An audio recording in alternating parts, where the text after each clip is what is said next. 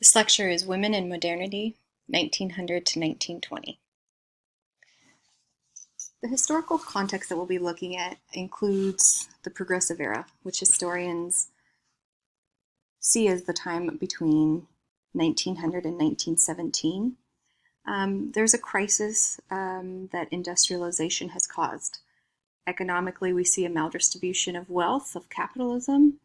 We see poverty at an all-time high, and the levels of urban poverty being like the nation had never seen before.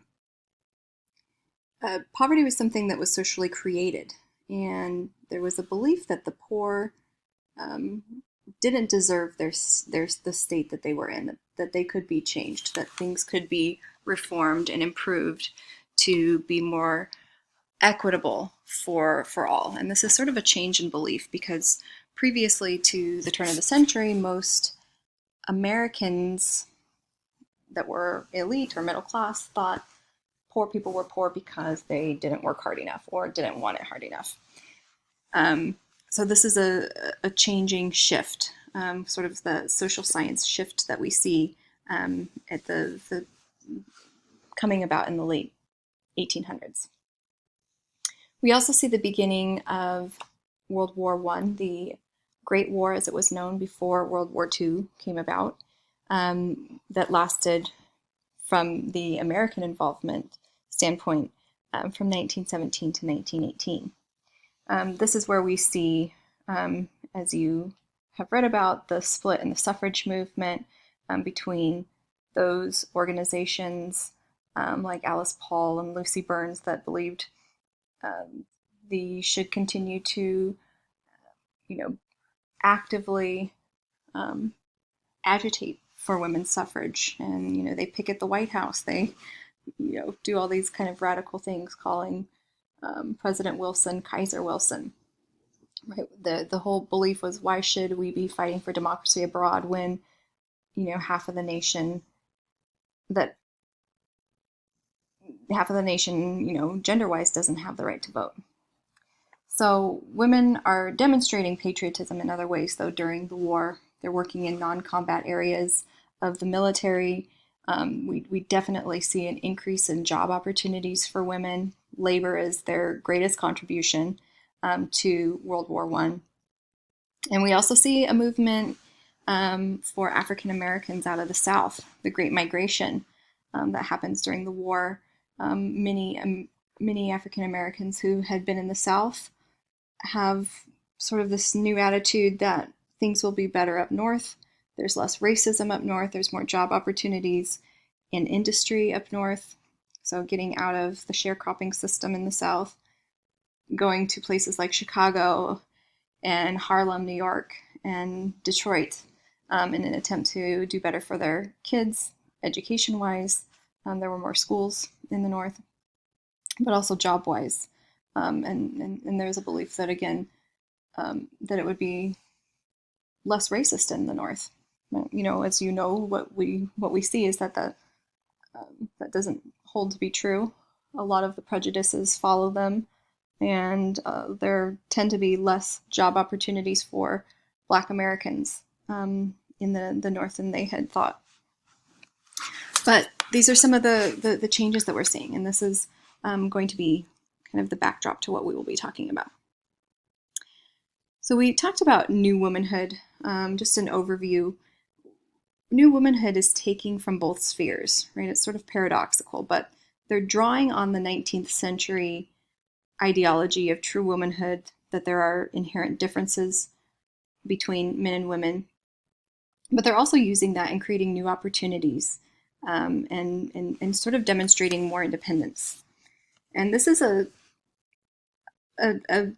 thing, an ideology, a kind of a social construct that transcended class and race. African American women, white women, working class, elite, middle class, right? They all sort of had this sort of ideal of what it looked like to be a woman in the 20th century. So, again, if womanhood was attributed with things like domesticity being maternal, being selfless, being more moral, pure, passionless, right? These are some of the true ideology beliefs of womanhood in the 1800s, right? And manhood would be things that were more individualistic, things that tended to deal with the public sphere and public relations. They were more competitive, more intellectual, more economic minded or savvy. So we're starting to see a blend with this sort of new womanhood that's really evolving in the early 20th century. Right? They're more independent. They have an education that maybe goes beyond, a grade school, high school education level, especially as more women's colleges are opening up by the turn of the century.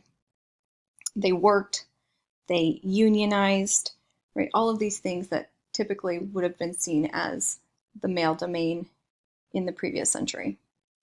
And Charlotte Perkins, who's pictured here, Charlotte Perkins Gilman, really in some ways epitomized what it meant to be a new woman, even though we could probably see her as a little bit more extreme, right? In 1898, she wrote Women in Economics, that women needed roles outside of the family, outside of their homes, in order to be good mothers and wives. Right, personally, she had a much more scandalous life. She was divorced.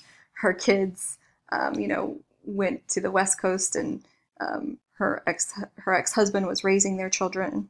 So she definitely is a little bit more extreme. But the model that she's putting out, that women need to have jobs, that they shouldn't just focus on their families and the home, was something that a lot of women kind of clung to, and it resonated with them.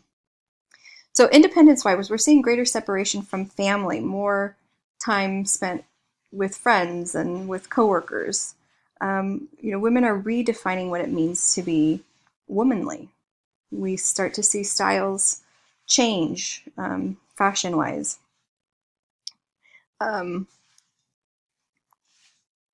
Suffrage parade. We'll talk about this in a second, but you can kind of see some of their styles changing. Even though there's still the high collar necks, we start to see more shirt waists. They're not wearing just dresses, but separates, a shirt and a dress, or a shirt and a skirt, rather than just a dress.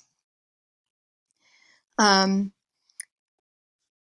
they're redefining, you can see the image here, what it means to be womanly. This woman is golfing, which again would have been seen as a completely male-dominant sport in the century prior. They're living more alternative lifestyles, right? The concept of Boston marriages becomes more common, not necessarily 100% acceptable and quote-unquote normal. But these Boston marriages, which were essentially romantic friendships,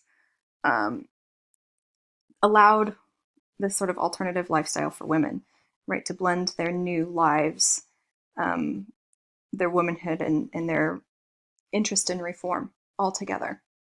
And it was a way to survive economically in urban areas where women would not necessarily be able to support themselves on just one income and be able to pay rent. Right, these sort of Boston marriages was a way of sort of pooling resources, if not looking at the kind of the romantic aspects of it as well.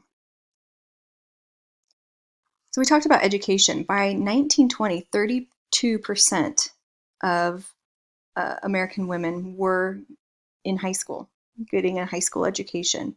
Right, that was a much higher number than we see previously, especially beyond grade school.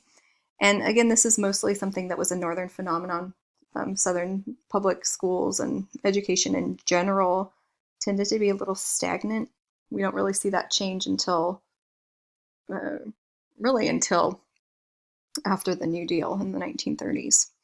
But this education is leading them to pursue, again, more professional careers, carving new paths for themselves in reform, in political activities, and beyond. We also see this, the era. This is the era of the single woman worker. Women working is a much more present thing. We're seeing women working in a more visible way than they were before. They're organizing, they're forming unions, right? These are women who are usually under 25.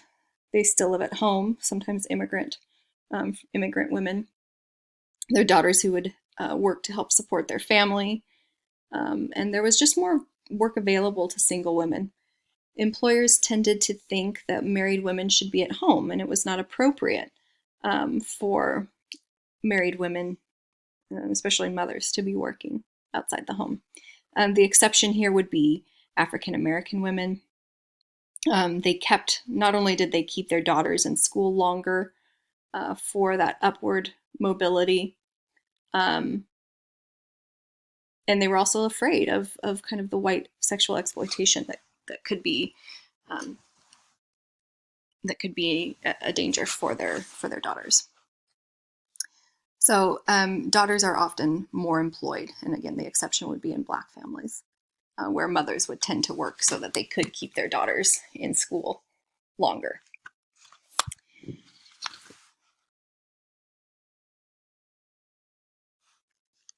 In terms of unions, in 1900, 3% of all union members were women.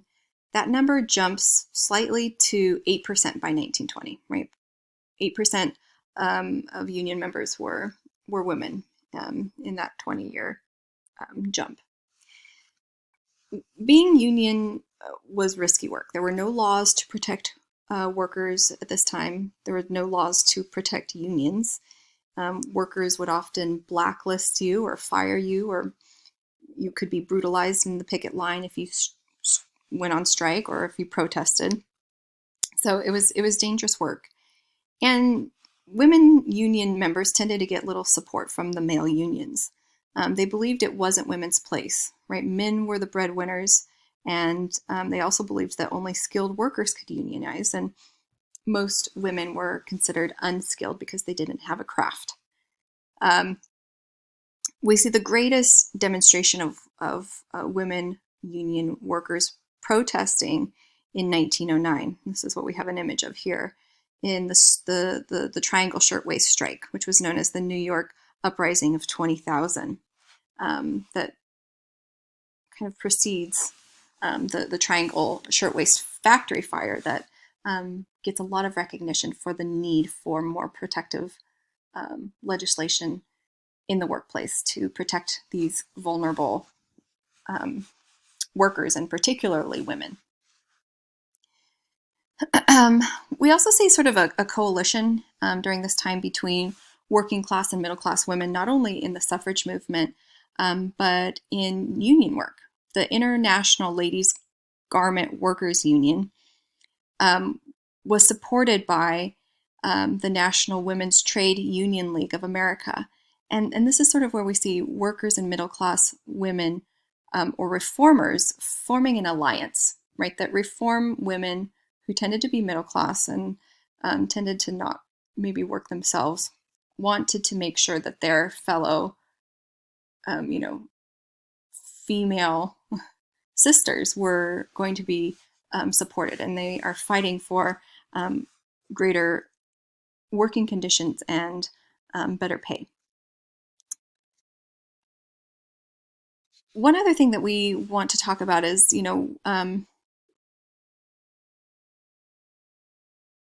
this idea that women are unionizing for bread and roses. Right? This is a speech by Rose Schneiderman. She says that the worker must have bread, but she must have roses too.